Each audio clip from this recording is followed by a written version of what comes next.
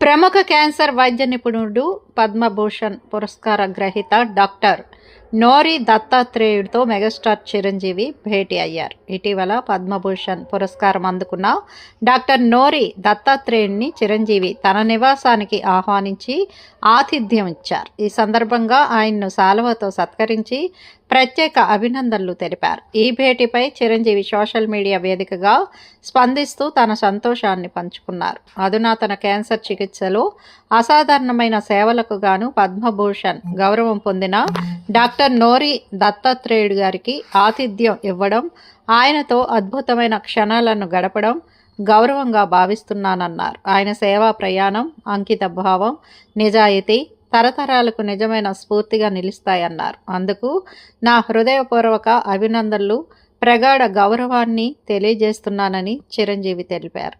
ఈ భేటీకి సంబంధించిన ఫోటోలను చిరంజీవి షేర్ చేయడంతో అవి ప్రస్తుతం సోషల్ మీడియాలో వైరల్గా మారాయి.